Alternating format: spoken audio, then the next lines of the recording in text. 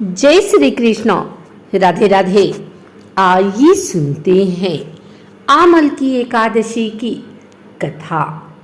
88,000 ऋषियों को संबोधित करते हुए सूत जी ने कहा, हे विप्रो, प्राचीन काल की बात है। महान राजा मानधाता ने वशिष्ठ मुनि से पूछा, हे वशिष्ठ जी, यदि आप मुझ पर प्रसन्न हैं तो ऐसे व्रत का विधान बताने की कृपा करें जिससे मेरा कल्याण हो।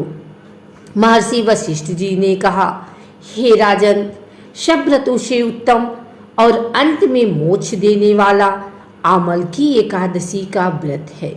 राजा मानधाता ने कहा, हे ऋषि श्रेष्ठ, इस आमल की एकादशी के व्रत की उत्पत्ति कैसे हुई? इस व्रत के करने का क्या विधान है? हे वेदों के ज्ञाता, कृपा कर यह सब वृतांत मुझे विस्तार पूर्वक बताएं। महर्षि वशिष्ठ ने कहा, हे राजन, मैं तुम्हारे समस्त विस्तार से इस व्रत का वृतांत कहता हूँ। यह व्रत फाल्गुन मास के शुक्ल पक्ष में होता है। इस व्रत के फल के सभी पाप समूल नष्ट हो जाते हैं। इस व्रत का पुण्य 1000 गौदान के फल के बराबर है। आमल की महत्ता उसके गुणों के अतिरिक्त इस बात में भी है कि इसकी उत्पत्ति भगवान विष्णु के श्रीमुख से हुई है। अब मैं आपको एक पौराणिक कथा सुनाता हूँ, ध्यान पूर्वक श्रवण करो। प्राचीन समय में वैदिक नामक एक नगर था। उस नगर में ब्राह्मण, वैश्य, क्षत्रिय, शूद्र चारों वर्ण के लोग प्रसन्नता पूर्वक रहते थे। नगर में सदैव वेद ध्वनि गूंजा करती थी।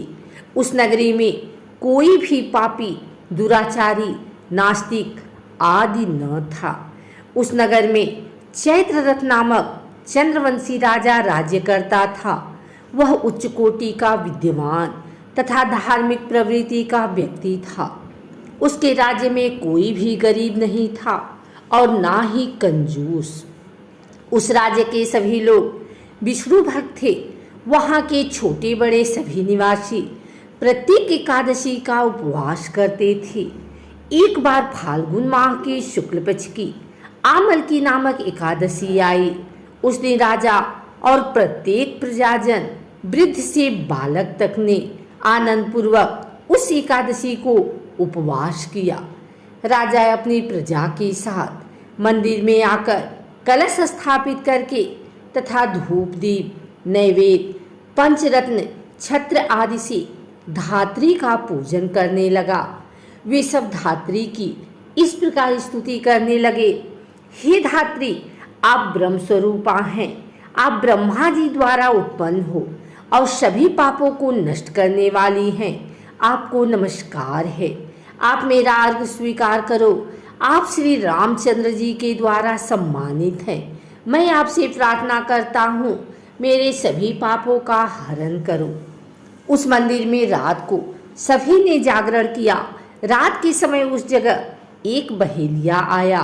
वह महापापी तथा दुराचारी था। अपने कुटुंब का पालन वह जीव हिंसा करके करता था। वह भूख प्यास से अत्यंत व्याकुल था। कुष्ठ भोजन पाने की इच्छा से वह मंदिर के एक कोने में बैठ गया।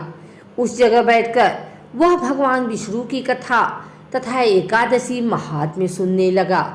इस प्रकार उस बहेलिये ने सारी रात अन्य लोगों के साथ जागरण कर व्यतीत की। प्रातःकाल सभी लोग अपने अपने निवास पर चले गए। इसी प्रकार वह बहेलिया भी अपने घर चला गया और वहां जाकर भोजन किया। कुछ समय बीतने के पश्चात उस बहेलिये की मृत्यु हो गई। उसने जीव हिंसा की थी। इस कारण हालांकि वह घोर नरक का भागी था, परंतु उस दिन आमल की एकादशी का व्रत तथा जागरण के प्रभाव से उसने राजा विदुरथ के यहाँ जन्म लिया। उसका नाम वसुरथ रखा गया। बड़ा होने पर वह चतुरंगिणी सेना सही तथा धन धान्य से युक्त होकर 10 सहस्त्र ग्रामों का संचालन करने लगा। वह तेज में सूर्य के समान, कांति में चंद्रमा के समान, वीरता में भगवान विष्णु के समान तथा क्षमा में पृथ्वी के समान था। वह अत्यंत धार्मिक, सत्यवादी, कर्मवीर और विष्णु भक्त था। वह प्रजा का समान भाव से पालन करता था। दान देना उसका नित्य का कर्म था। एक बार राजा वसुरथ शिकार खेलने के लिए गए। दैव योग से वन में वह रास्ता भटक गया और दिशा का ज्ञान न होने के कारण उसी वन में एक वृक्ष के नीचे सो गया। कुछ समय पश्चात पहाड़ी डाकू वहां आए और राजा को अकेला देखकर मारो मारो चिल्लाते हुए राजा वसुरथ की ओर दौड़े। वह डाकू कहने लगे कि इस दुष्ट राजा ने हमारे माता पिता, पुत्र पौत्र आदि समस्त संबंधियों को मारा है तथा देश से निकाल दिया। अब हमें इसे मारकर अपने अपमान का बदला लेना चाहिए। इतना कह के डाकू राजा को मारने लगे और उस पर अस्त्र शस्त्र का प्रहार करने लगे।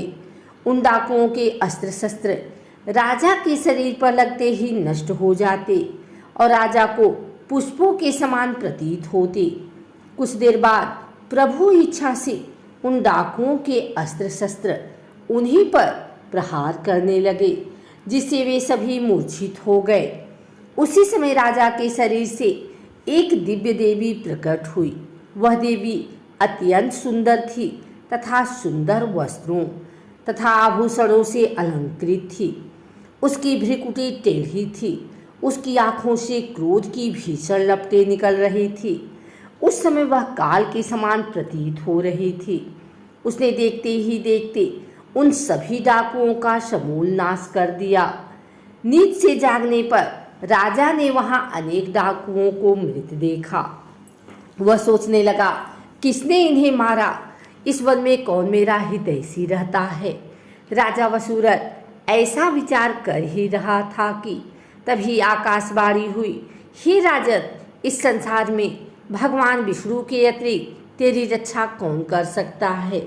इस आकाशवाणी को सुनकर राजा ने भगवान विष्णु को स्मरण कर उन्हें प्रणाम किया और अपने नगर को वापस आ गया और सुखपूर्वक राज्य करने लगा। महर्षि वशिष्ठ ने कहा, हे राजन, यह सब आमल की एकादशी के व्रत का प्रभाव था।